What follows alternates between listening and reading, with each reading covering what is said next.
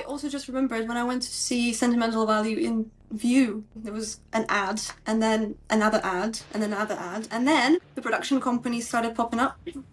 So there was Yeah, one. yeah. Okay. Then there was a second one. Then there was a third. Then there was a fourth. There was a fifth. It was honestly really comical. It was like probably like 8 or 10.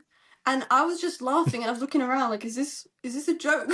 Like, how are there so many? They just kept like turning up. I thought it was like a joke. That's how they fund films now. They need 10 different production houses to fund one film, because they did that in Family Guy, where Peter Griffin is watching and goes, oh, the movie's about to start. Yeah. And it's like, oh no, no. And it's like constantly, like you're saying, exactly like that. I was going to say, I remember there's a joke about that somewhere. I was like, is it Jackass or was it Naked Gun? But it was Family Guy. Yeah. It's Family Guy. It's a really funny sketch.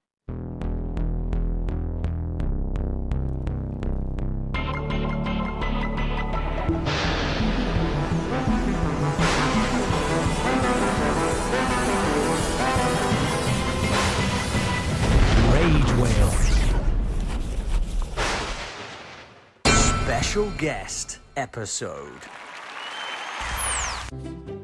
On today's episode, we have the delightful Polina, otherwise known as After Credits with Paul.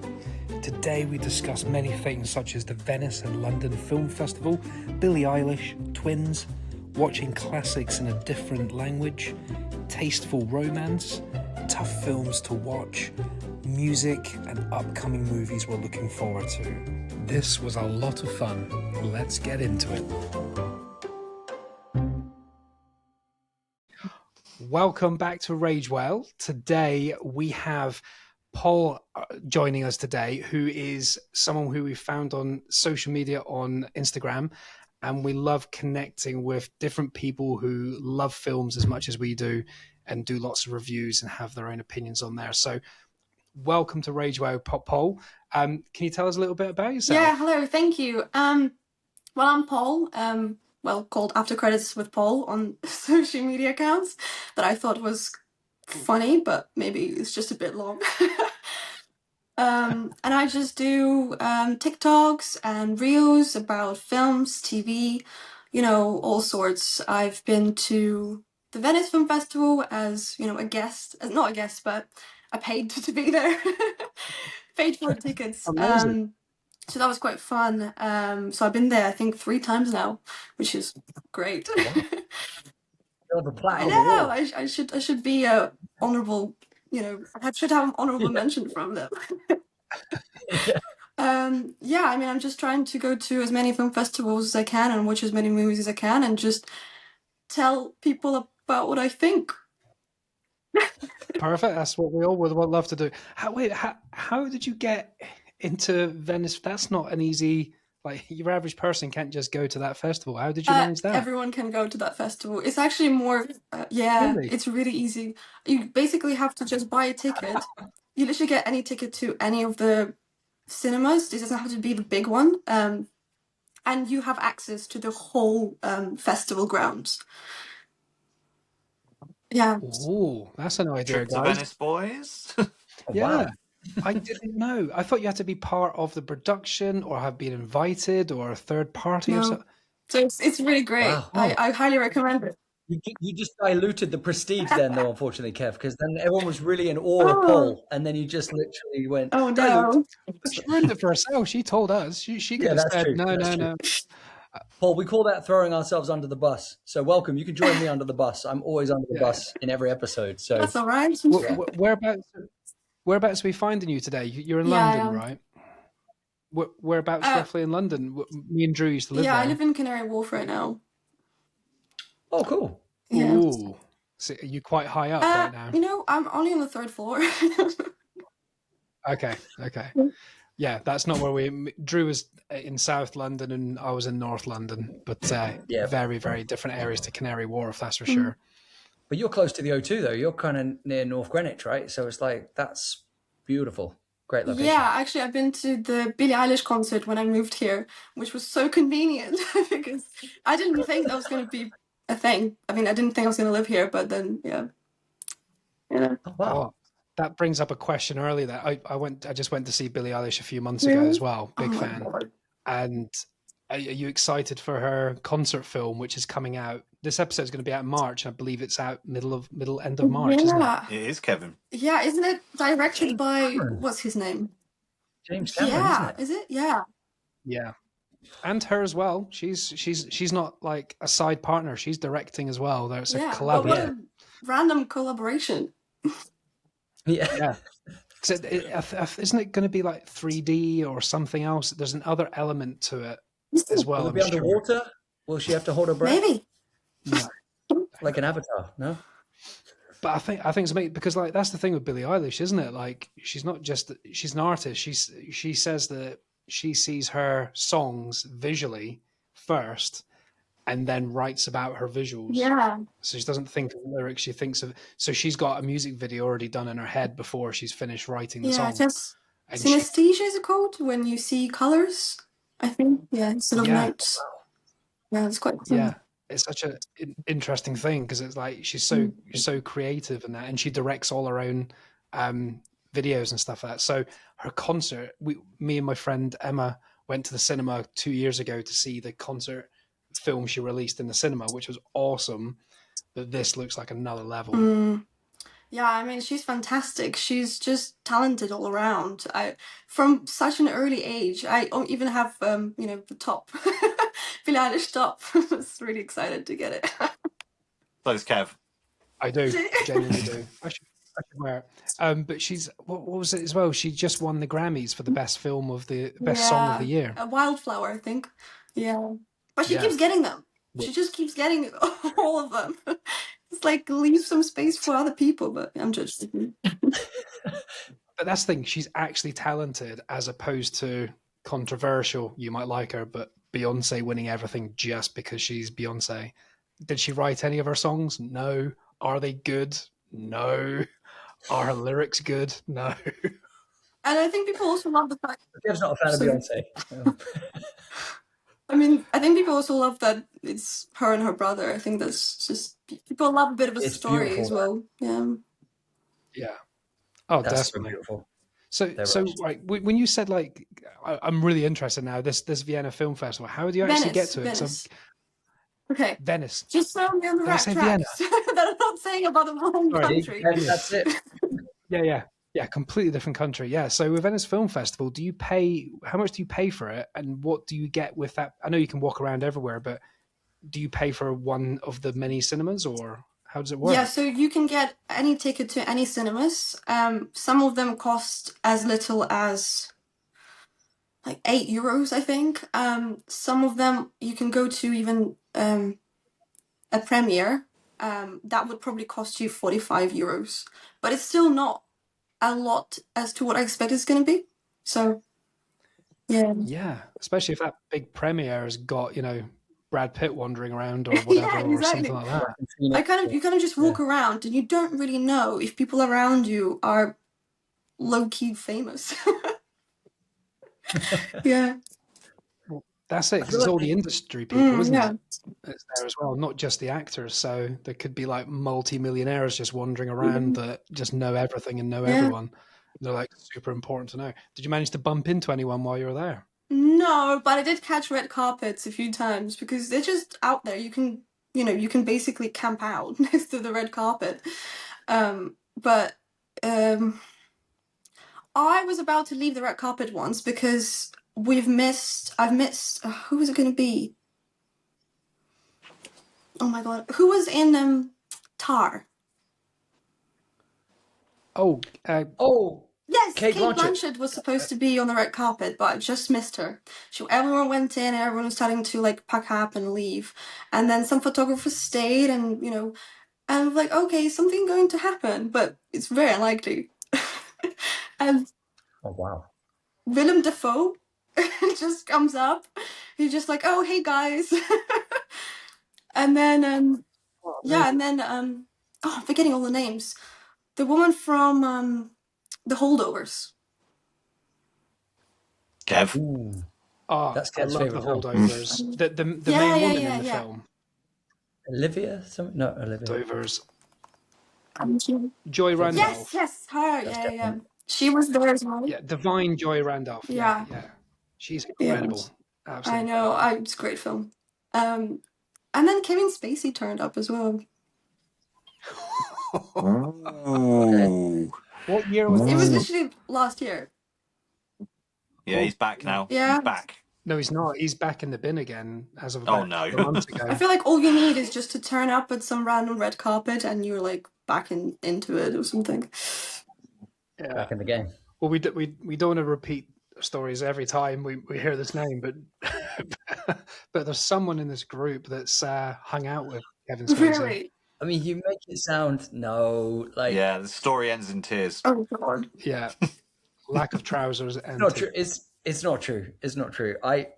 It was something called the 24-hour plays, 24-hour Old Vic New Voices, when Kevin Spacey was basically the artistic director of the Old Vic, and you basically learn a play within 24 hours and perform it to like 1,000 people at the Old Vic.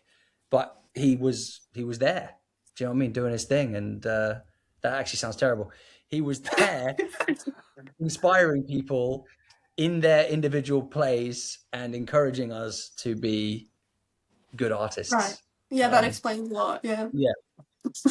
Yeah. But Jeff Goldblum was there as well, right. which was amazing.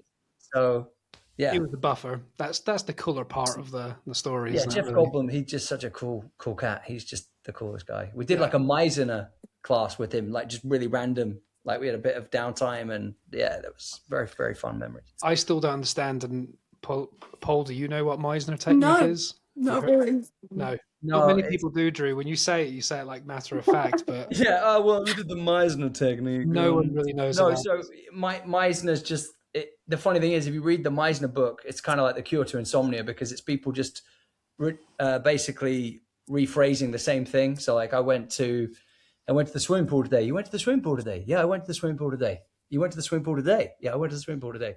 It's the idea that you're supposed to be listening. So shit, isn't it? I know, it's terrible. But that is kind of what the book is like.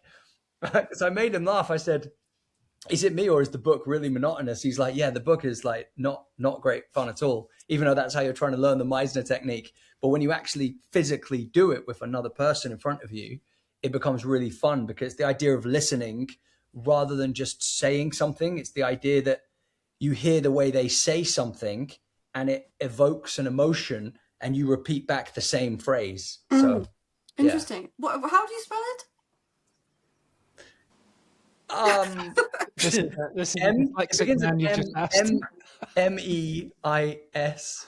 Yeah, it's a very hard word. It seems. It's really hard, especially if you've got elements. No, I don't. If you put the words actor Meisner, just butcher the words and I'm just technique. I'm gonna quickly. Okay, yeah. Meis. Stanford Meisner. Oh yeah, MEI. This is a really interesting episode for people. Sorry, Sponsored by Google. MEISNER Yeah. technique. Meisner. Developed by Sanford Meisner. Yeah, I think I've seen that. I'm just going to read this. An acting approach focused on living truthfully under given circumstances by emphasizing active listening, emotional spontaneity, and responding to partners rather than the internal preparation. You know, I've noticed that a lot when I talk to anyone who's from America. You ask them a question and then they repeat the question back to you. Maybe they're just really good listeners. Yeah. Or they pretend to be. They're all been trained to. And the idea, someone was saying that if you're in an interview and you ask, if you basically say the same question they said to you, it gives your brain time to think of the answer. Yeah, but which is really I think clever. if I do it, I'll just get stressed out and I just forget to think. Yeah. In England, we just go, blah, blah, blah. We don't even think. We'll just like try and say something rather than go, brain, give it a beat, think of something intelligent or make sense and speak. But that doesn't always, it doesn't work out that way. It does sound like a delaying technique, doesn't it? Yeah. I'm going to try it though in an interview next time. Just like, Drew's going to try it when he gets pulled over next. Like, can we have your license and registration? Can you have my license and registration? Yes, I want your license and registration. So you want my license and registration? Why you hang handcuffs before he knows it? Other genes, I'm afraid. So I thought what might be good, Paul, is that this episode is going to come out beginning of March, and I thought we could talk about some of the films that are coming out in March that you might be looking forward to. So might be an idea to have those in front of you. I've got a few here listed as well. Just a quick message to thank you all for listening to our show, whether it's through Spotify, Apple, or YouTube. If you are enjoying, why not follow, click to subscribe, and leave a 5-star review. Also, a reminder to follow us on Instagram and TikTok for fun clips from the show. We love and appreciate your support, and thanks for sharing us with friends. This helps us to grow, improve, and continue creating. Now, back to the conversation. There's a good few films, and maybe even April as well, and just to see what your kind of thoughts are, because I think the biggest one, I think that one of the biggest ones that's coming out is The Bride. Yeah. Oh. And we've mentioned that one before, but it does warrant talking about, because, you know, Maggie Gyllenhaal is, I think, even from the trailer, it looks like it's going to be one of the best films of the year. Yeah, I think it does have that vibe. And also Jessie Buckley. Yeah, she's hot property right now. I mean, she's always been great, but she's definitely... Oh yeah, she's like superstardom in the last few months, definitely. Did you watch Hamnet? Of course. Yeah. Tell me, what were your thoughts on that?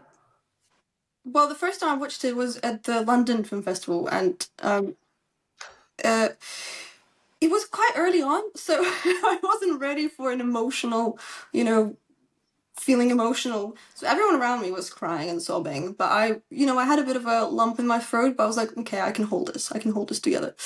And then I went again, because it's just beautiful, it's just so, there's a reason why everyone loves it. Jessie Buckley's superb. She deserves all of these nominations, and Paul Mescal, I used to like him a lot, but I think he's a very similar. He likes very depressy characters, so it's like his kind of role. So he was alright. He's just not as good as Jessie Buckley, in that one. Yeah, he's used to playing the sad boy role, isn't he? So he's typecast as a depressive person. Nice. But that takes a lot of effort to do that. Yeah. But yeah, Jessie Buckley's wild, because every film she's in, she is a whole different human being. You can't really pin a character on Jessie Buckley, whereas, like you say, apart from Gladiator 2, Paul Mescal has played very similar, all brilliant, all absolutely brilliant, but similar themed films, whereas Jessie Buckley's all over the place. But you're right, because like some of the biggest actors that are nominated for awards this year, they all did amazing. It was a very good year last year, but I don't think anyone has the emotional depth and realism, because you can have one and not necessarily the other. You can be super emotional, but you're in a comic book film, so it doesn't really resonate. So when you've got something like this, like Jessie Buckley, if she doesn't take away the Oscar, I would be shocked. Yeah. There'll be an uproar. Sorry. I was just agreeing. Don't worry, that happens occasionally. Great minds think alike, Paul. Great minds. Yeah, but I think that's going to be superior this year. I think The Bride's going to really do it. Another one that's come up on the list is that I'm semi excited for it. I'm not, like, I don't know if it's going to be good or okay. How to Make a Killing, the one with Glenn Powell and Margaret Qualley. Yeah. Margaret. Yeah. Margaret. Have you seen the trailer for No, it? I actually haven't. But basically the only things that have been marketed like so much is Wuthering Heights. Yes. I don't know how I feel about Well, that. I just think it's just going to be not an adaptation of the book. It's just going to be a completely different thing. Yeah. Oh, yeah. She's come out and said it's not the book. But obviously everyone uses... Is it like 50... Sorry, I was going to... Is it like 50 Shades of Grey, just like outside in the rain back in the 90s? I feel like it's going to be 50 Shades of Grey, but in good taste, Oh, okay. Well, I don't know. The director, she's not got... the director is amazing. What's her name again? I had it here, actually. Emerald Fennell? Is that right? Yeah, Emerald Fennell. So yeah, you say Tasteful, but she did do I Saltburn. love that film. Ooh, yeah, but So did I. But Saltburn's amazing. Tasteful is not a word you use of that film. That was bad Chaotic. taste. It was It left disgusting. salt in my mouth. Yeah, but Yeah. we like a Yeah. bit of chaos and a bit of uncomfortable vibes and just icky. Ugh. That's kind of Yeah, Yeah. fun. I didn't know anything about it when I went to see it at the cinema. That was an uncomfortable watch in a cinema in the public with other humans around. Yeah. It's not a film that I would be comfortable watching with other people. That's true. Yeah. What about with your parents? Get your parents round for a nice cinema film in the A evening. I've heard a Saltburn. lot of people watched What? it on Christmas Day with their parents, with their families. Ugh. Yes. Yeah, I heard that because no one knew what it was Yeah. about, and then you Oh got Barry no. Keoghan being a freaking Oh, deviant. he's so great at being such a weirdo. I love it. He Yeah, plays psychopaths really well, doesn't he? Because he was in what is it? The Killing of a Sacred Yeah. Deer. Yeah. It yeah. is like psychopathic. Like, That was the first time I saw him in that film. yeah, But he yeah, plays a lot of absolutely brilliant. psychopaths. But yeah, Wuthering Heights. That's a strange one. I kind of want to see it. I'm kind of not bothered, but I feel like there's enough hype that I should see Yeah. it. And Yeah. because Emma Fennell's in it involved, that makes me want to see it more than anything else. Yeah. It looks cinematic. It looks, well, pretty, and it's obviously going to be something unexpected because she's making it. And what was I going to say? Oh, Barry Keoghan, he was in the film called Bird. Yes. That Yeah. was a really good film. Is that the one she did? Is that one she did as No, well? no, but it's a very British. It's a very British film, isn't it? It's the lady that did Fish Tank, who's amazing, and I can't remember her name Andrea now. Arnold. Okay, yeah. And I Kate think Arnold. she also did she not make Wuthering Heights? Yes, she made Wuthering Heights. The 2011 one. Okay. No With way. what's her name? The one who played in Stinch, Yeah, Effie. Wuthering Heights. Kea Yes, Scodelario. her. Yeah.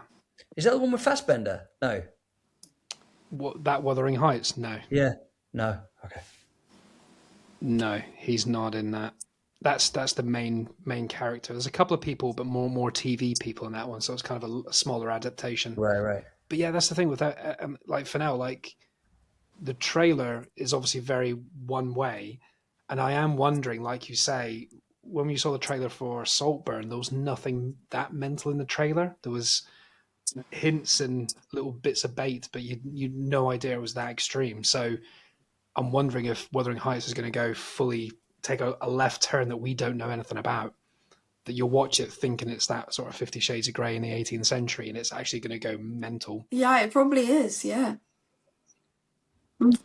If it goes mental, I'd be happier to watch it. I think I'd like a bit of mental. Yeah, I agree. I think that the difficulty, like with me and you, Drew, we go to the cinema alone. So a lone man walking in to see Wuthering Heights, which is probably full of women, ain't Yeah. gonna look great. So, It's going to be fun for us, isn't it? so if I do see it, it's going to have to be early got in the it. morning, or We dress up as stormtroopers. What? All three of you. Yeah. In individual cinemas, we just walk in. It'd be like, yeah. yeah, that's a weird one.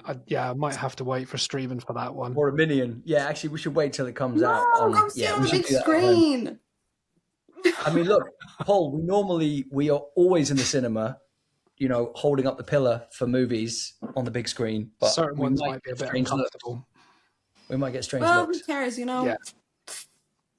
Well, what is it? What's the name? God, what's the main actress? Margot in it? Robbie. Margot Robbie. Margot Robbie. Why is brain not working? Yeah, so Margot Robbie, like she said, she showed it to her group, her friendship group. They had a private screen for a friendship group, and she said that she could hardly hear the film. It sounded like a pack of hyenas all the way through. Wow. Because I think Big Man is, doing things all the way through. Whoa. Okay. I thought you might be like, it's comedy, like it's fun, they're laughing. No, everyone loves Jacob Elordi and is just fawning over him basically They're lording him up. and getting very excited about him. He is a ridiculously handsome man, though. He's very charismatic, Very isn't he? tall man. He's done, yeah, he's done really well though because obviously we all probably were introduced to him through Euphoria, Yeah. and he was a disgusting, still a handsome boy, but Oh, not. he's a nasty piece of work in that TV Yeah. series. But he was very good. But everyone was so good that no one stood out because everyone stood out. If that makes Yeah. sense. So the fact Zendaya and Sydney Sweeney went, you think, oh, that's it. But Jacob Elordi just brought up the rear a little bit later, and now it's his turn. It was like the American Skins, wasn't it? Yeah, Yeah. everyone from it's doing pretty well. Is the what's it called, the drama with Zendaya, is that coming out in March, or is that, am I wrong? Ooh, good shout. Yes, it is. It's coming out very, very soon, isn't it? I saw when that is. Maybe it's May. Yeah. Maybe it's May. Or is it March? I think Devil Wears Prada is Oh. 2 is in May. And then Oh yes. It begins with M, Paul, so that's half a point. it could be April, Yeah, I you don't have don't know. Yeah. Don't have to be too specific because, the drama is coming out soon. Yeah, because they just And that released. again does look interesting. This can just be films that you're looking forward to seeing this year, because I mean we're going to eat very well movie-wise. Like I think there's so much exciting stuff coming out. And don't you think there's a good mix of blockbusters and independents and more obscure films as well? It's not just all the big hitters as what you normally look forward to, isn't it? The big hitters or the Marvel or whatever it is. Whereas this time there's quality. I feel like cinema's coming back round the last couple of years. We're starting to get, like last year, obviously one of the biggest films is One Battle After Another, which is not, in the real terms of things, it's not a big budget, is it? It's quite independent style shot. It just happens to be a couple of big actors and a big director, but it's not filmed like a big film. I don't know if you agree. I think it's. Have you seen it? Indie. It's done very indie-like, isn't it? It's not like a big blockbuster. Yeah. Yeah, it's all grainy and stuff like that. Did you manage to see that? Yeah, Paul? I actually watched it in VistaVision. Oof. I never seen anything in VistaVision before, so I was a bit surprised. I feel like I should have just watched it in IMAX because I didn't really understand. It was just like really far away, and I thought the screen is going to be bigger, and it wasn't. Yeah. That's the problem. Yeah, no matter all these little quirks that are quite interesting, just IMAX every time if there's an option. Yeah. Like a few years ago, I used to. Do you have like in your cinema? Do you have like the 4DX? No, I have laser. Yeah, I have laser too. He means the chairs that shake. You get that effect where you get bounced around, you get air in your ears, and you get Spray. water spray. Yeah, water right. spray. Yeah, okay. Like 5D, but 4D. Yeah. Yeah. Yeah. It's like a little. You get shaken around, especially if you're in like an action film, and it's really good fun for a little while, and Get a bit then nauseous. you realise. Yeah, after you've done 3 or 4 of those films, I'm never doing it again. There's no And you got point. bruises. Yeah, it does. It pummels your back. There's like a where your back Oh. leans against. There's bits that kind of do Oh. this to knock when something rumbles. And I remember the worst film as well, Super Mario Brothers, and Mario Brothers just jumping everywhere, and I'm just getting punched in my lower back. I'm like, I'm not doing this Boink, again. boink, boink, boink. Yeah, it was absolutely agony. It was like 2 hours of getting punched. This is not that Right. fun. No, plus it was a shit film. So yeah, just IMAX from now on. I actually watched Avatar, the Way of Water, the Way of Water. Yeah. And I was a bit hungover when I watched it, and it was obviously 3D, and I just couldn't sit through it. I was like, this is the worst mistake I've ever done. No, did you go back and watch it sober No. or gave up? I kind of gave up. I thought you were like, you really needed water. You're like, man, I'm so dehydrated. I could just swim with those guys and Yeah, but it's sober just up a bit. But I remember just I remember the last 3D film I saw. And it's the last film I saw as well, because I had the glasses on and I was sat there minding my own business, and all I could see was the reflection of the green exit sign in the top corner of my glasses. So I'm like sat there like that trying to watch a movie, and there's a big green light just pinging in my face. It's like, for fuck's sake, and it wasn't even that good. That's a bad design, yeah, isn't it? great. that's Yeah, ridiculous. You should definitely go and see the Avatar. Have you seen the new No, Avatar? it's really bad. I haven't seen it. You're done now. You don't care I anymore. feel like she was on acid on that one. She was like, I couldn't see fire and water. I was just on have acid. You're like, PTSD, you know. it's worse. I'm not even a big fan of that type of stuff, but we're watching that 3D IMAX. It is something special. It's an event. Yeah. You know, you can't watch it at home. It's not the same thing. Yeah, Definitely not. I just do struggle with really long films. I just don't want to miss. I don't want to have a break in between because, well, then you miss the film. So I'm like really stressed out when I'm watching something really long. So it's like a whole thing, you know. I have to like you make sure you don't have to go anywhere in between, and you just to sit there. You can't be hungover. You can't be really tired. You have to be like, you know, ready. Don't drink too Yeah. much. Yeah. I say, and films are getting longer, so you're just going to have to grin and bear it now. Yeah, they should do intervals. If you're thinking trailers, like there's no way you're not in a cinema for 2.5 hours minimum these days for anything. That's why you know you go in when the trailers end. Oh, you're one of them. Rebel. Can I say that? Is it illegal? Is it legal? It's illegal. It's illegal in 9 different countries. Oh no.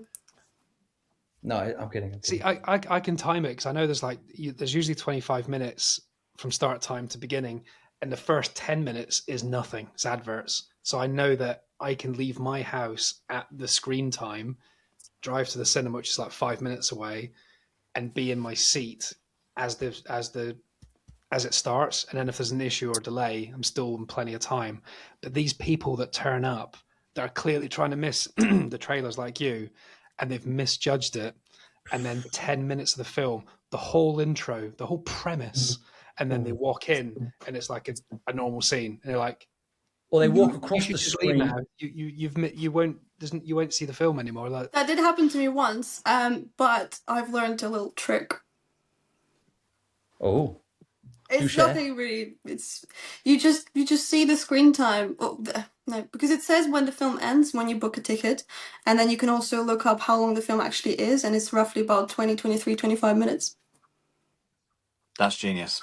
I've never heard that before. Because also, if you go to the same cinema, if you have like me, I have a membership. It's always the same trailers for like a month. So if you go and see the same trailers every day, you know. There's nothing worse than sitting in a cinema, and I've got a little boy, and he's 7, so his like attention span is decent. But there's nothing worse. We're sat there and we're chatting, and stuff's been going on. Women will be chatting while the adverts and that are on. We've been in there like 15 minutes, and you're like, right, here we go. The little clown thing does his stuff. Turn your phones off, and he goes, now the trailer's like, fuck. It's like it's another half an hour of our life, and then you have to wait. Like, we went to watch a film recently, and there was an end credit scene, and I can't remember what film it was, but the end credit scene lasted about 5 seconds. But you had to wait for all of the credits to go, and it was like the most pointless post-credit scene of all time. If you're doing the post-credits, make it worth our while. Do something. But now they're doing post-credit scenes where they'll do a post-credit scene, and then there'll be more names come up, and there's another one. Also, have you noticed as well, like after the trailers, it used to be after the trailers you'd get like I've got Cineworld, so after the trailers you get a Cineworld advert, then a Pepsi Max advert, then the film. Now it's Cineworld, Pepsi Max, something about joining the army for some freaking That's so random. And sign up. And then a car advert, you think, all right, well, that's the last one. And you get a car advert, you go, oh, that's the last one. And then there's one more, then it begins. And I'm like, are you kidding me? We've just gone. It's normally a phone advert, isn't it? Like, please don't be on your phones, but buy this phone. But it's always E or something, isn't it? Like advertising their internet. And yeah, the army do market towards cinema goers. Because I always see like a Royal Marines advert or something. Yeah, it's always the Royal Marines. Yeah, because it starts off on a dark cinema screen, the lights come up and there's a fighter jet and it flies off. You're like, what the fuck is going on? You're like, is Tom Cruise on that? Or what's going on? That's quite weird.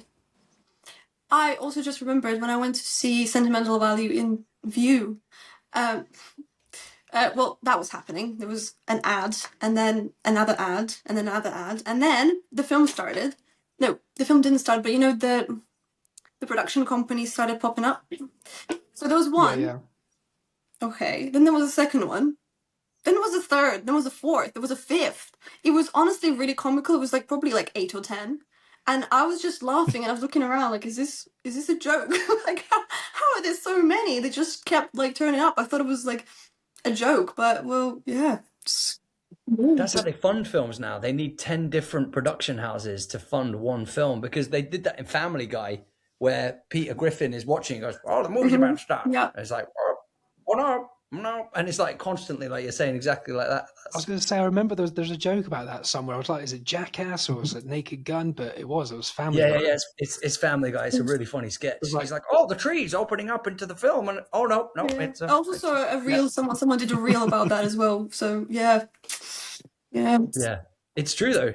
It's true. It's frightening. That's how It is funny. It's like there's a detective walks into the thing. It's like, I start and it's like detective, it like productions, Detective and then it's just like a car racing around the corner. It's like, here we go. Oh no, Rally Car Productions. It's like yes, train pulls in, steam train productions. doors open. It just says Train Productions. Yeah, it's like Yeah, some wild names as well. Yeah, true. crazy names. Do you go to the cinema at all and watch like old movies, like from 30, 40 years ago, like anniversary ones? I've watched In the Mood for Love in the cinema. I've never seen it before. When was that released? In the Mood for Love? Yeah. Oh my god, I know nothing. I just have bad memory, so I have to check. It's right.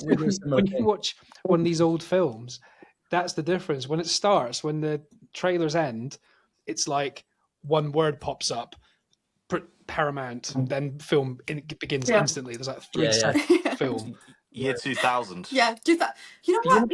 Is it subtitled? Yeah, but it felt that one, but it felt like it was a lot like, because it's obviously about not 2000s, it's about 1962. 1962. It looks like it was filmed in the 60s. Yeah. But actually it is 26 years ago. Wow, the reviews. I've never heard of it. The reviews are incredible.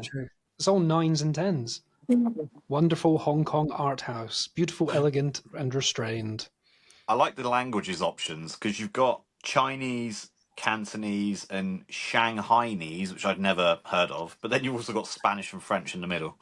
So it's like real mixture. What's Shanghainese? There we go. That's not. You've got Shanghai elbows as well. Apparently, according to IMDb, it is. It's also only 1 hour 38 minutes long. Wow. This is where did the 90 minute adverts? Yeah, the 90 minutes. It's a nice time for a movie. Yeah.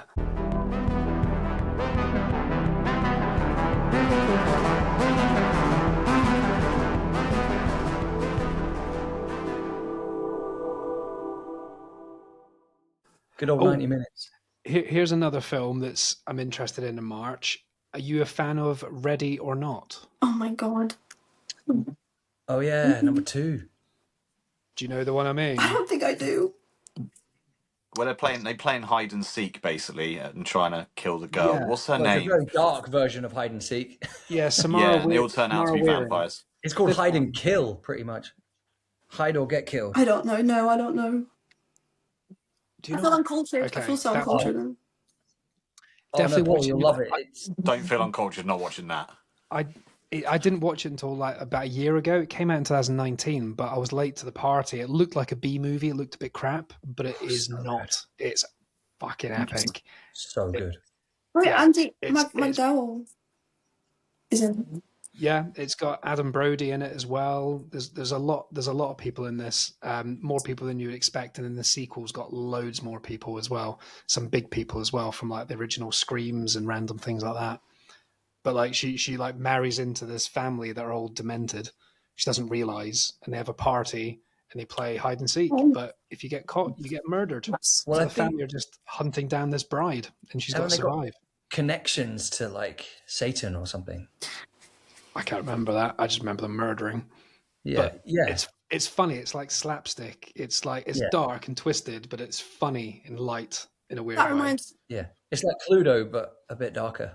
Cluedo is also a film. Cluedo is also a film and a wonderful board I love game. the board game. Handy, wonderful board game. We were trying to think of the weapons in Cluedo. Can you help us, Paul? There's candlestick, rope, Oh, Gun, gun. knife, Lead I thought there pipe, was an iron, but I got wrench. confused because that's Monopoly. Monopoly.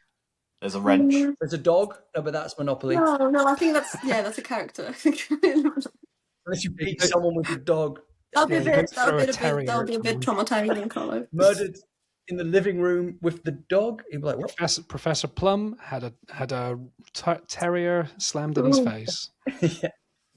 In the ballroom. Yeah. Well, Which is actually perfect for the dog because the dog would appreciate the dog. Anyway. other films that I can see that are coming out, like Project Hail Mary, does that interest you? That one I'm interested in. Yes, because it has. Yes, Ryan okay. Gosling. I didn't want to say something like, oh, what's the other guy good name? Oh, Glenn Powell or something by accident. Yeah, he's in a lot of stuff now, isn't he? It's also got the lady from isn't it the German film? Or some trace, what was it? The other female in the trailer. No. The German film. Yeah, that one. Yes, but she's in, or The Accident with the Dog? Anatomy of a Fall. Yes. Yeah. And The Zone of Interest. That's the one, The Zone of Interest. Yeah. Is that to do with Germany? That is to do with Germany, right? Yeah. They both are.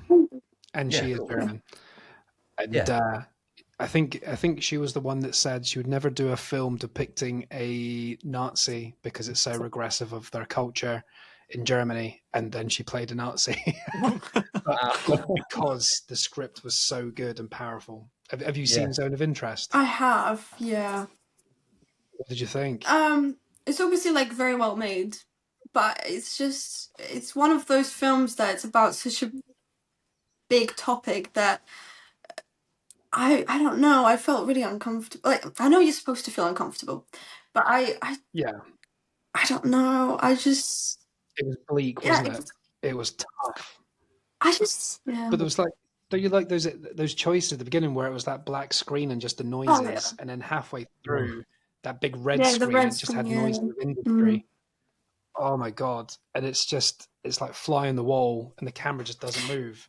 And it's just disgusting people being normal, and it makes you feel ill. It kind of worried me a little bit that it's kind of putting the people that are so horrible in a light of, there were also normal people before. They just, got kind of shitty.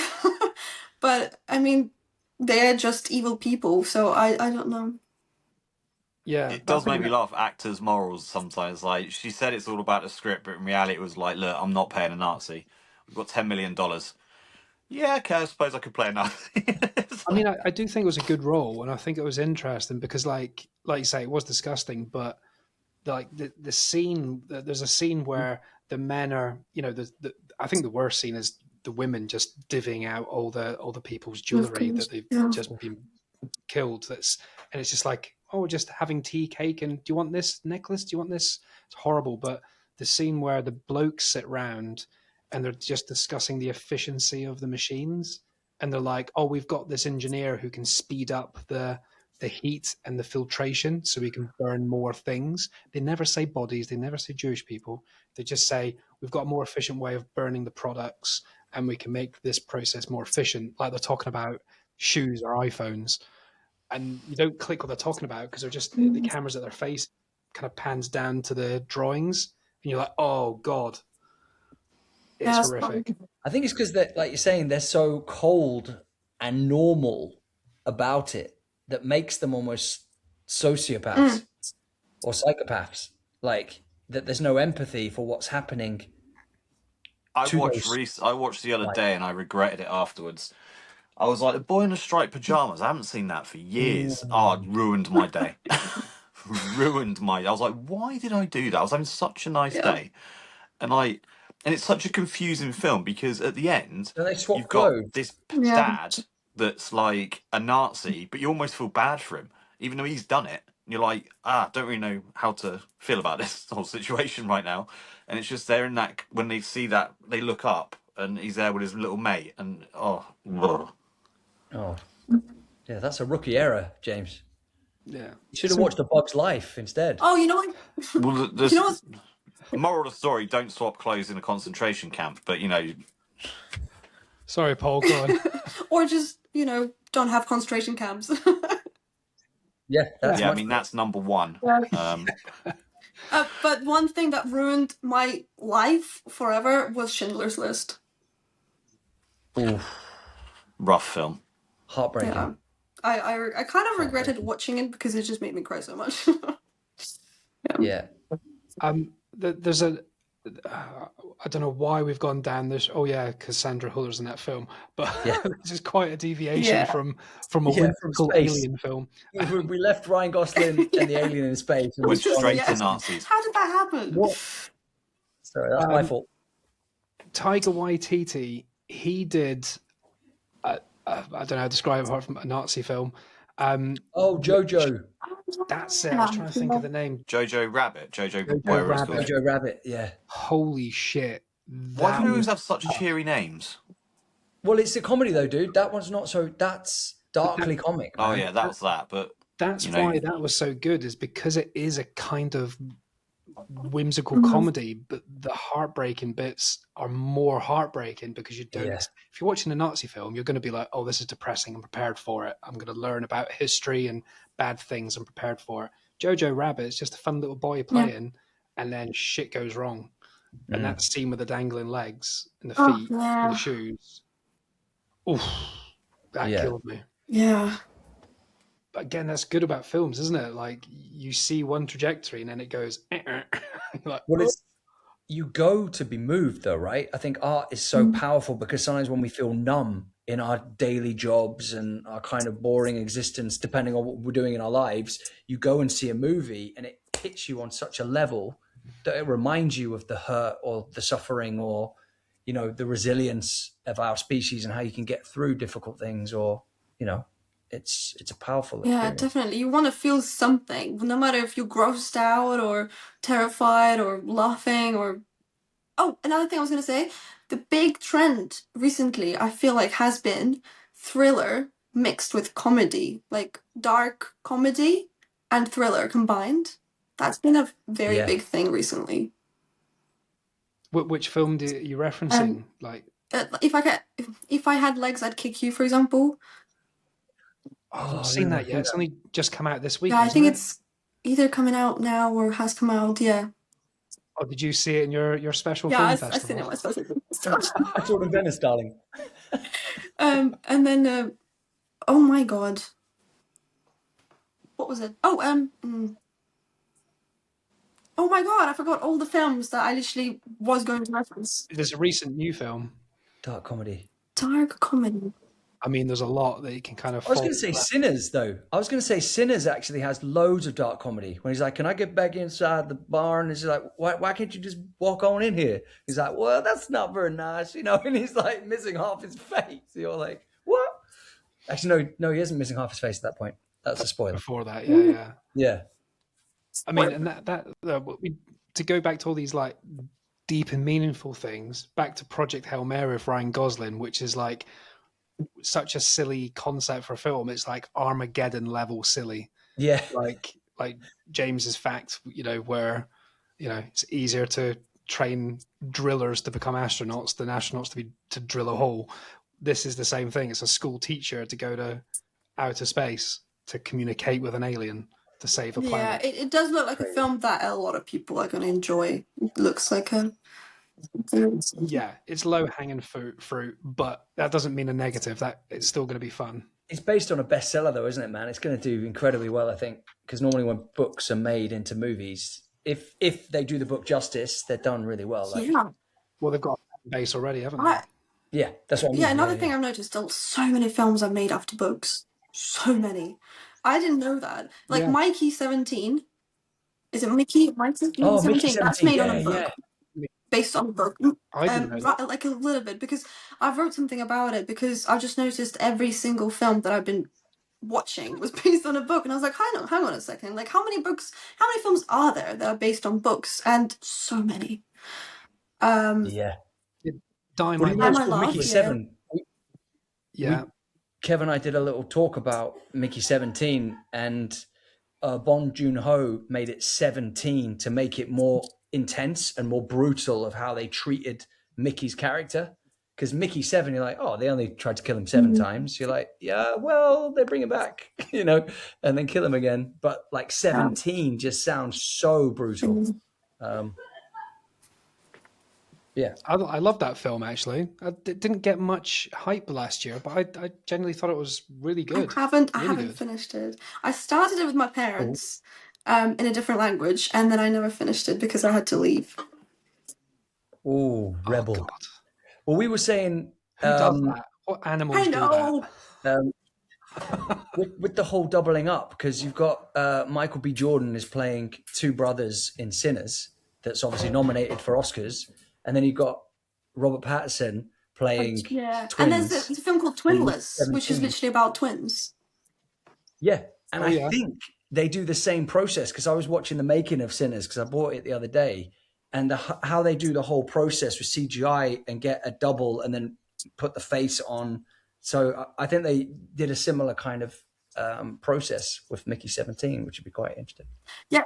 I'm sure there was others, wasn't there? Did Superman do? No. No. So it was, we talked about this. It was the monkey has two people. The monkey, Theo James, yeah. Yeah, I just Theo found out. James. Alto Nights. Yeah, Alto Nights with De Niro. Mickey 17 with Robert Pattinson. Sinners with Michael B. Jordan. And Predator Badlands, Elle Fanning. Oh, yeah. Elle Fanning, yeah. Saves money on casting. And you know where the actor's going to be. You're like, oh, they're still in the same. Yep, go to the same trailer. It does save money because it's only one actor, yes, but they have to film things twice. Yeah. So Oh, it takes yeah, I longer. guess. You know that. Area. Do you know what was interesting? No, I was just going to say, in sitcoms, when you watch people being filmed literally side by side because they're supposed to be twins or the same people, and they have to stay specifically just side by side because otherwise they can't do it. Yeah, just still don't move. Just stay where you are. Friends and then next to a famous for that, isn't it? tennis ball. But I was going to say the way that I think they did it for Legend with Tom Hardy is really interesting because they had a double stand-in, right? But they didn't CGI Tom Hardy's face. The stand-in would be there, and Tom Hardy would deliver the lines to him, and then they'd reshoot the scene where Tom Hardy then takes place of that guy, and then he's got an earpiece in, so he's listening to his own dialogue, and he's filling in the same line. So I was like, that's mind-blowing. Quite interesting. Actually. Yeah. Here's a question then. So going back to the twins thing, well, we're still on the twins thing. Can you remember Friends back in the day when Phoebe had a that's twin? exactly what I was Ursula? talking about. Well, how did, because that's filmed in front of a live audience. So, how would they do it? Were they filming it and then going, right, now go there and film it again? It's not a play. They stop it all the time and chat to they the have to audience sustain and their then cut disbelief. and move. Yeah, but it'd be weird to watch that as an audience. She's just chatting to no one. And then she's just chatting to no one again. Yeah. Yeah, but the audience... So I was going to say, the audience aren't going to give away spoilers. They're just there to witness the entertainment. No, They're it's not might gonna be a strange thing to But watch. Yeah, I agree. But it's not a play. They can stop any time, constantly. Oh, Yeah, but is the audience always there throughout the whole episode that they film? It's always there, even the scene change.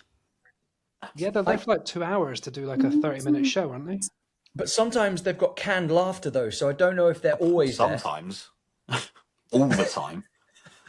Yeah, but You've you've got got... to film in front of an audience. I don't know how often, but I'm from there was a documentary out the other year. I'm pretty sure they did it all the time.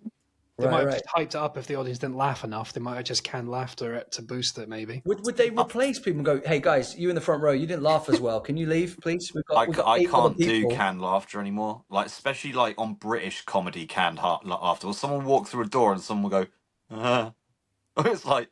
It's a bit louder than that, though, but I know what you mean. Everyone's clapping when someone walks through a door. It's can you imagine sitting watching someone doing that? It's and everyone stops at the same time. They go, whoa. It's like Fresh Prince of Bel-Air was like that. When they walk through and everyone be like, woo! They laugh at anything, killing the fourth wall, but yet it works for nostalgia.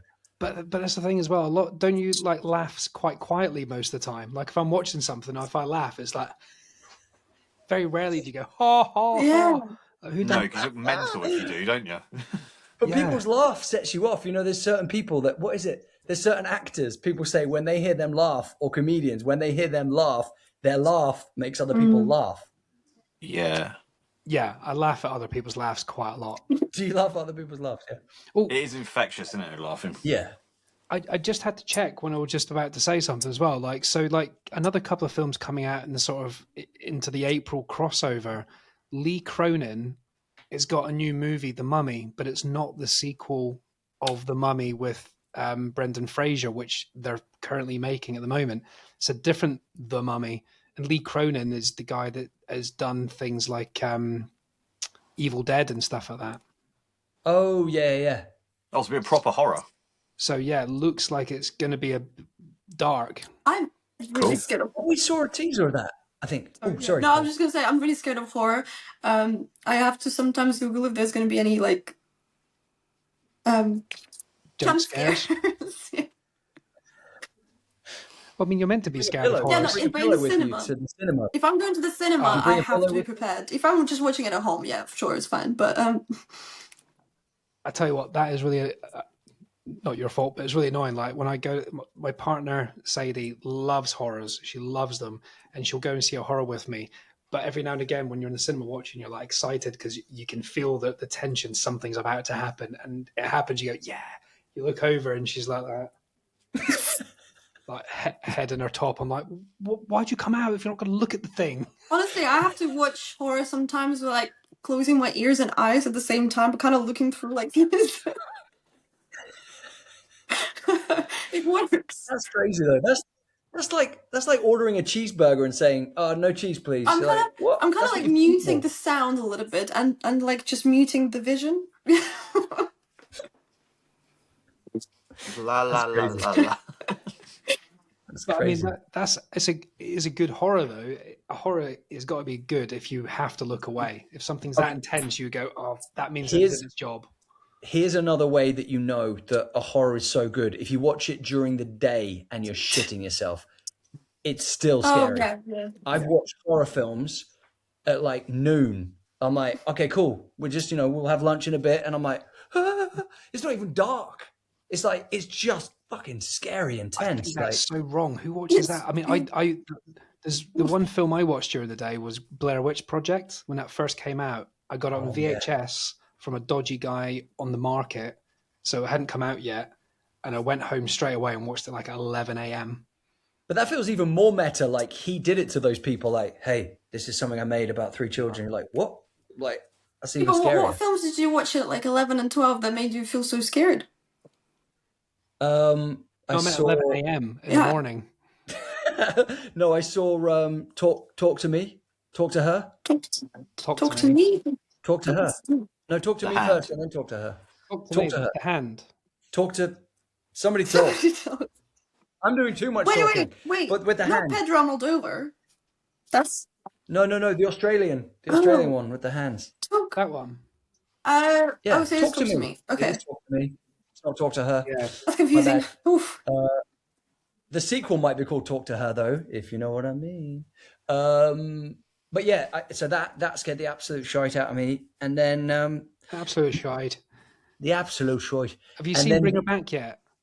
No, I think that's Come going to on. scare the absolute. And then the Empty Man effed me up. Empty man. The Empty Empty Man is a real psychological. Like I still don't get. I don't get it. Like it really messed with my head, and it's on Disney at the moment. It's so weird that all of those films are on Disney. That is actually quite spooky, isn't it? I'm sponsored. I'm secretly sponsored by Disney. No, I'm not. I'm not. Disney's not exactly family friendly. They put a trailer out like last year showing how graphic and sexual, violent, sweary, shooting they were, because it goes Disney, not just for kids, and it just showed clips of loads. And that was actually the Looney Tunes. Toy Story 5 trailer. But that's it. So another couple of films are coming out in the next month. We'll gloss over Super Mario Galaxy movie because no one. Well, I know another horror. It was called The Joker 2. Sorry. Cheap shot. I know. I'm so sorry. Michael Jackson's biopic's coming out. Yeah, that's a thriller right there for you. His nephew, isn't it? Ooh, thriller. Well done. And I think this is going to hit different generations differently. I think some people, like Polina's face right now, not going to be interested in that. I feel like It's I'm gonna be all over that.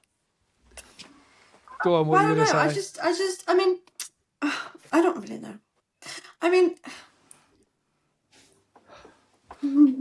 Thinking of words very yeah, delicately. if you make a film about someone who's been like a great musician, but then you make it seem like they was just such a great person and everything was lovely and amazing, I don't know.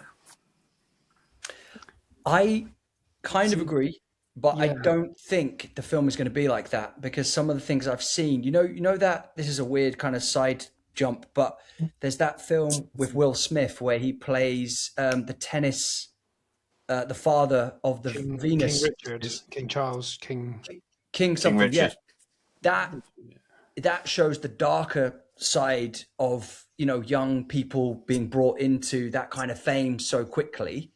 I think it's going to show some darker elements of what Oh, Michael had to go the new through. trailer. I've not watched it, but people are talking already about the scenes with his family and his dad because Yeah, his dad abused him when he was younger and stuff like yeah, that. that's what I mean. I think it's going to go down that route, and that he wanted to create his own career so he could feel a bit safer on his own journey rather than the manipulation of family or whatever he had to go, I mean, endure.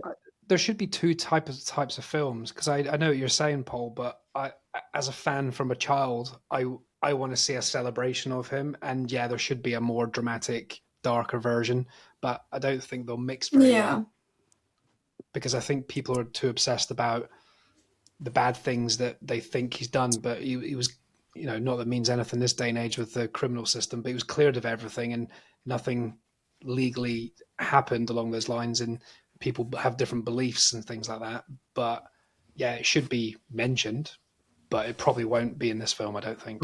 But we were also saying in another episode that beyond the artist from the art, whatever people think of somebody's life as who they are, you can't take away any of his kind of skill, like his ability to move, his kind of storytelling, just the music. Like it completely changed. I think there's That's a why bit it's of the King difference Kong. there, though, Like, what you're saying. I don't think you can challenge the music because the music's the music. that's what I mean. But if you're making a film about him, you're making a film about him, not the music. Music's an True, element of the story, so true. it does need to be brought up to a degree. But I don't think it will in this film. Well, that's No, because they would be slapped up in court, wouldn't they? And The it's Michael directors. Jackson. It's the family that are creating the film. It's like when Queen did Bohemian Rhapsody. Queen were all Yeah, over it, yeah. and Bruce Springsteen film. Bruce was all over it. So it's all Well, going to be guys, positive.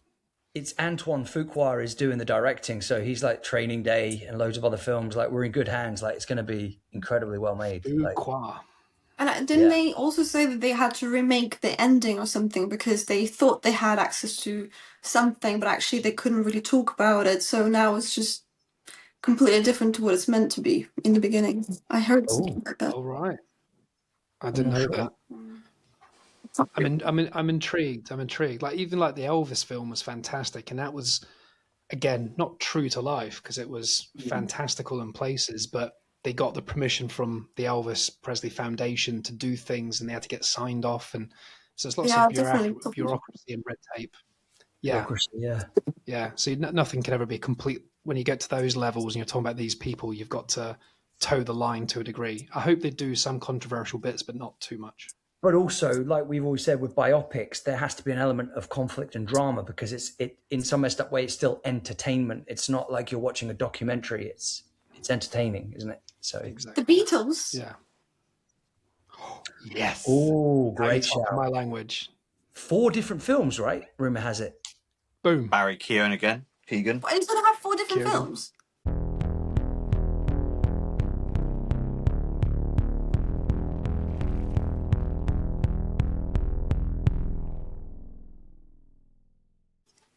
Yeah, We got a film each. No way. And what I hope is that they blowing meld Paul's in. mind right now. I hope they merge. So when you watch Yeah, one, like interconnected. you can see in the next film a bit of the previous one, but not like, did you see Weapons? Oh, I knew you were going to say that.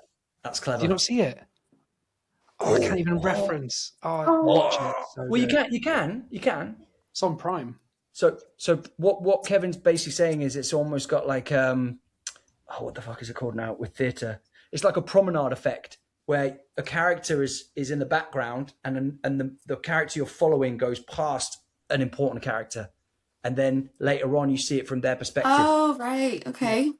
Because if you describe it, sometimes sounds boring. Because in Weapons, it says a person's name and it tells their story up to a bad bit. Then it ends and it goes back to the beginning bit and it's got someone else's name that goes through their story. You think, oh, it's going to be the same bloody story from someone that it's not. It's like someone completely different. And they walk through the path of the scene you just seen. Yeah. And then it goes somewhere else and explains why that happened. It's really clever. And it was a bit Tarantino-esque as well, because it reminded me a bit of the Hateful Eight with the chapters, boom, boom, boom, and again how they all connect. Yeah. No, I think the Beatles thing's going to be great, and they look pretty good. George is a bit, but they all look pretty good. What do you think of the Beatles? Are you excited about it? Oh yeah, I'm really excited. Yeah. Are you a big fan? I quite like them. Yeah. I went to Liverpool 2 years ago for like the second time, but I was like, I have to take a photo with them because I was really proud that they are, Liverpoolians, Liverpoolians, or whatever. Scousers, basically. Yeah. Yeah. I thought Scousers was like an offensive. When I live near Liverpool, I'm in Chester, so I know a few Liverpudlians, and they mention themselves as Scousers, and I went, I didn't think, I thought it was derogatory, and they're like, dirty word. They're like, don't call us Liverpudlians, we're Scousers, we're fucking Scousers. They're like, they're so proud of that phrase. Yeah. But yeah, where did you go in Liverpool when you were here? Where did you go? Oh, just all around everywhere. I went to the museum of Liverpool. Yeah. You go to the Cavern Club and stuff. The what club? Cavern Club. Maybe I haven't been all over. Maybe I'll just lie. Beatles Street, where they performed originally. You see, I have been there before, but I was like really young. So maybe I have been. I just don't remember it. Oh, no worries. You're in London though. You need to go on that zebra crossing outside the Abbey Road. Abbey Road, man. Yeah. Do you have favorite Beatles songs? Yeah, any song between 1960 and 1969. Narrows it down. I like She Loves You. Yeah. Is that what it's called? Or Love You? Yeah. My favourite one is Polythene Pam. It's a bit of a one outside the box feel.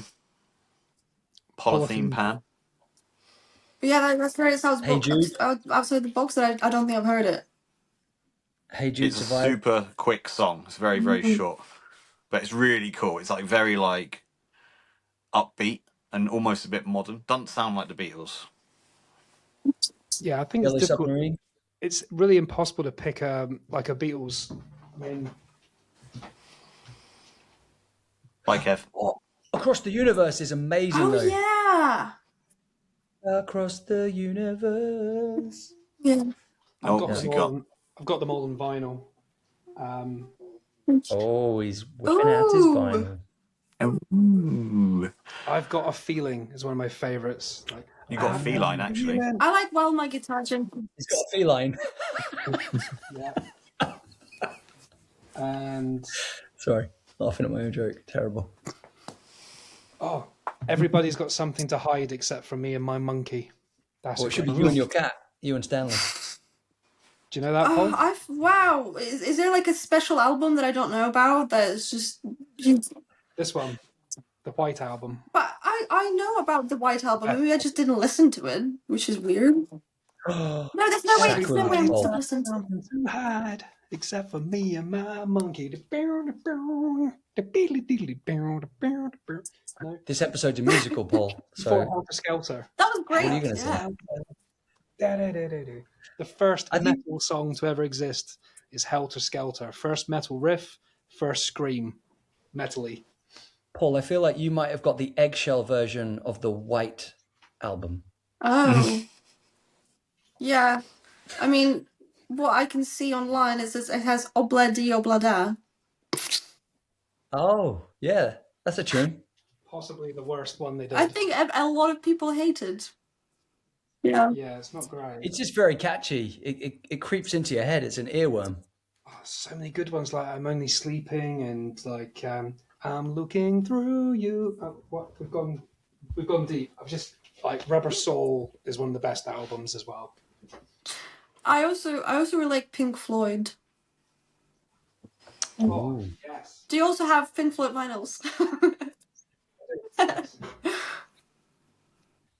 I've got Smoke on the Water. Nice. second. I've got the original pressing of Dark Side of the Moon Oh, it's with the poster and the postcards inside as well. Still from 19 whenever. Such a weird album, isn't it? yeah, it's great. It's so atmospheric though. Like I remember when my dad was getting me into Pink Floyd, and he was talking about how they create such kind of long soundscapes, and it just takes you on a journey. Yeah. Like, Well, no, random fact about Dark Side of the Moon. I'm pretty sure this is it. It was in the charts for 15 years. what? Wow. Yeah, I'm pretty sure that's it. Like when it came out, or Fact after? checking myself. Like, Is that while the moon did the cycle, or like? See, the most interesting fact I've heard about the Beatles and music last week.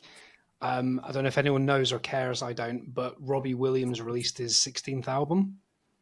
Did you know that last week?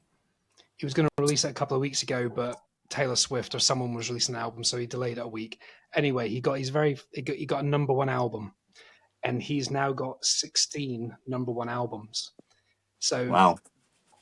But what that means is he's beat the Beatles on the amount of albums that have been in the charts. oh, But it's a false narrative because that sounds impressive, but they're blips. He's been in number one for like a week. So when you add up, Also, I don't think you can wait. He's been in the charts for about, with his 16 albums, for about 20 weeks, 28 weeks or something. The Beatles with less albums have been in the charts for 160 weeks. I So don't it's think you can. Uncomparable. You can't compare the digital with the physical. So if you had to go out and spend £15 on a Robbie Williams album, would you be getting to number one every week? And when the Beatles were getting number ones, not everyone had a record player. Not everyone had the money to go and buy a record. Now I could just click a button here and I've downloaded his album. I've paid nothing. Yeah, that's a good point because So the it's- Beatles would be even bigger if their music was cheaper. People couldn't afford albums. anyone could. So that charts now, like Taylor Swift, like Jimmy's the charts by releasing the same album 25 times. Well, So all the every crazy kid can Taylor afford- Swift fans buy 25 of the same album. Every kid can afford Spotify, but back in the day, you always hear stories about people in the 60s. They would buy one album between like 10 friends and just share it day to day Yeah. and stuff like that. So Well, I remember being at college. I'd buy a couple of CDs a month. That would be it. If I had the money, I would have bought hundreds. But you remember, you buy the singles leading up to the release of the album. That's yeah. what's so cool. You don't own the singles. Yeah. Those We're are showing the up our days. age now, Paul. Sorry. it's quite interesting. Yeah, it was 15 years it was in the charts for. 741 consecutive weeks. Yeah, I did notice earlier when we talked about the film you mentioned, Paul, that was released in 2000, and then we started talking about horrors, and I think you might miss, maybe I misheard, but I think you misheard thinking that why would you watch that when you were 11? And we were like, no, we were like our mid-20s then. But I think when she said it was 26 years ago, and I was like, yeah, that's actually quite a Oh, long right. time. Okay, yeah. Yeah, we're not as youthful as we look. We're injecting ourselves with that beauty stuff that's What, the substance? the substance. Yeah. Since, that's a There's a film. much better looking younger version of me that's hiding in a room with a needle in their spine. Lovely, delightful. Well, lovely. Paul, what would you say, like, is one of your kind of classic favorite, all-time favorite films? Classic favorite, all-time favorites. Back to the Future. Yes. Nothing to say there. So it should be. Also watched it in the cinema in IMAX recently because it was like the anniversary. Yeah. Did you watch the trilogy or Just the one. But it was so weird because you can see everything, like every detail, which is so wild. Do you know what's the wild? scenes where it goes through the like the square that they're in as well. There's so much going on in the Mm. background and stuff that when you see in the big screen that you can really spot Mm. things. Do you know what's wild about that kind of trilogy though? Is I feel it actually gets better as it goes along. Like they just keep upping the ante. That film just keeps. Yeah, Do you I know what I did mean? like the second one. Third one was like Yeah, and then the third I need one to in the yeah, I need to Western. rewatch it again because I'm sure I'm gonna like it more now than I did before. I just haven't got Yeah, to it. it's so good, man. It's such a wonderful trilogy to Also because I watched it in Russian, all three of them, and I kept rewatching them in Russian because that's when I didn't start watching things in English until much later on. So I remember every single thing that people say in Russian though. So Wow. Your English is very good though. Are you yeah, yeah, I do would, you are you what's it called where you have two tongues? What's it yeah, called? Bilingual. yeah. Bilingual, yeah. I've been here for, oh my God, 15 years. Your English is awesome, by the way. It's better than some of ours, to be honest. Thanks. No. Well, that's true. Huh? That's true. That is true. Yeah. How does that film compare then? Because like if you're watching it in a completely different language, and then you watch it now in English, and like you say, you can remember some of the Russian phrases. How that's the thing I've always been confused about because like we do watch foreign films now, like you know your North Korean stuff and things like that with subtitles or dubbing and stuff like that. Were you watching them dubbed Yeah, in Russian, or you everything watched? is dubbed in Russian because, well, every film would be in a different language, so no one would watch it with subtitles. So I think everything does get dubbed.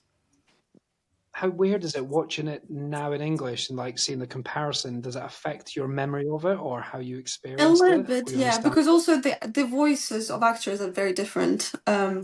Yeah, Yeah, because you're not seeing especially in that Jamie because Doc. Foxx. Yeah, you're not seeing Jamie Foxx's performance. You're seeing someone dubbing Jamie Foxx's no one's performance. seen Jamie Michael Foxx. J. Fox. Michael Sorry, J. Michael Fox. J. Fox. Michael J. Fox. It's like Wow. motherfucking Doc. But when you've got someone like that has the accent like Doc Brown, his like voice is pretty unique, isn't it? Yeah, and Like Christopher he's Lee. got Is the it Christopher whole Lee? great Yeah, I Scott. think he did a really Yeah, they did a really good job at casting a Christopher great Lee, is it? voice actor for Christopher it. Lloyd. Yeah.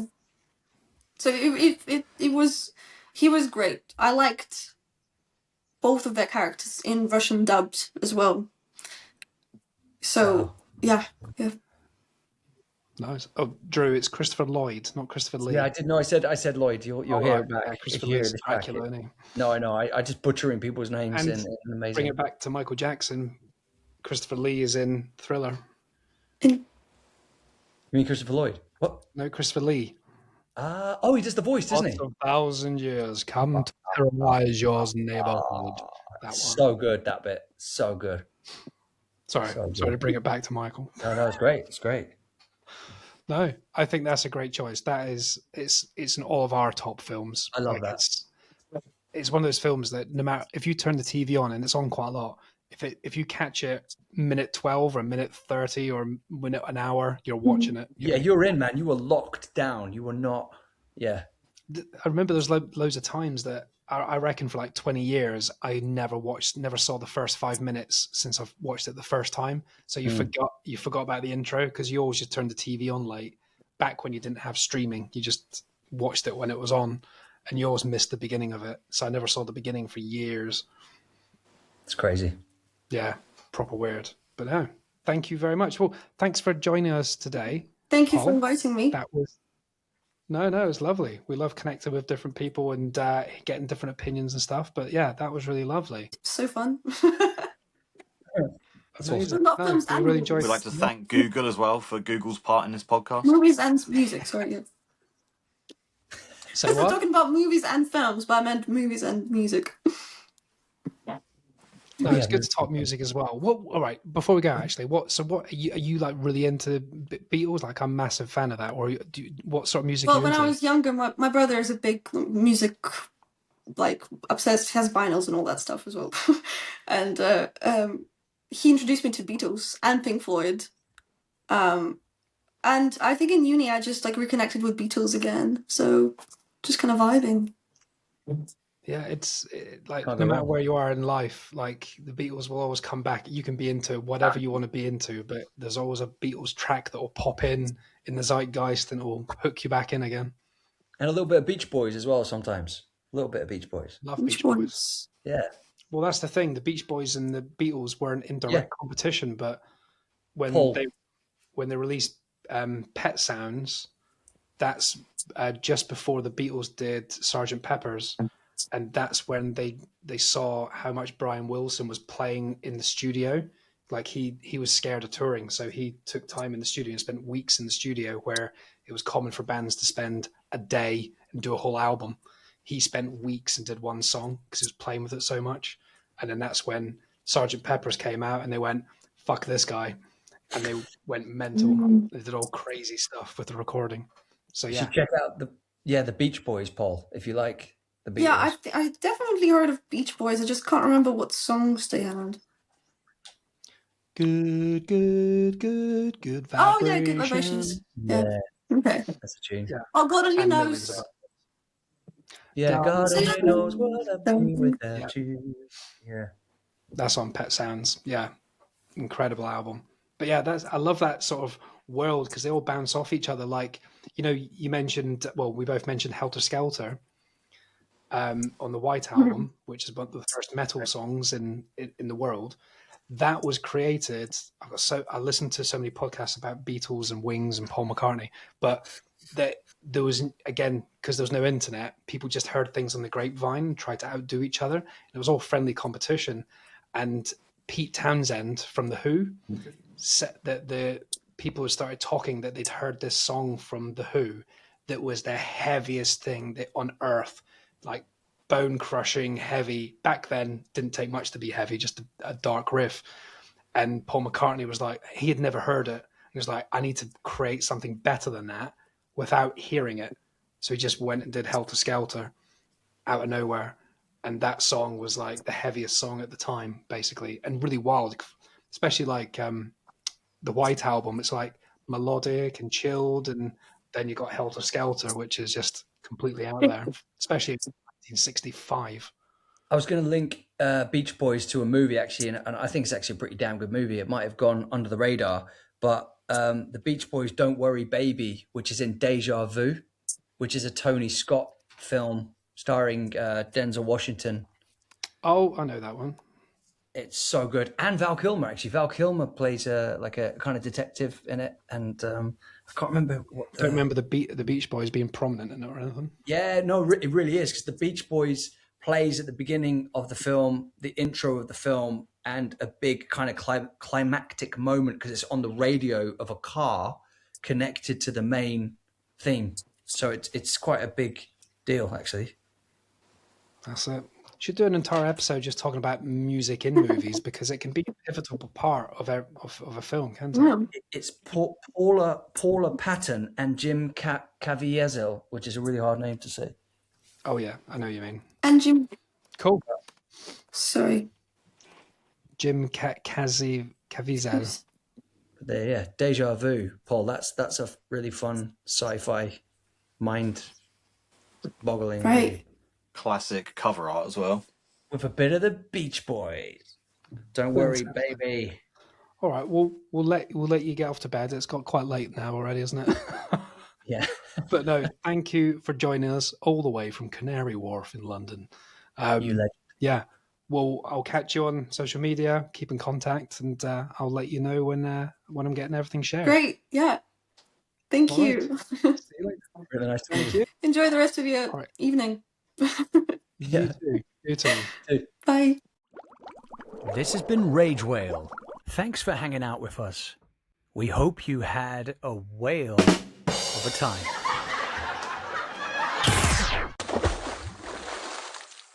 Thank you all for your continued support, and please do check out our other fun episodes with many great and interesting guests. And just to let you know, we're also on YouTube if you want to also watch us. But do give us a follow on Instagram and TikTok, and we'd love a cheeky 5-star rating on here if you had a moment. And if you do want to support us further, we do have merch. The links are here and on our socials. It's ragewhale.tk. tmill.com. Thanks for listening. Have a great day.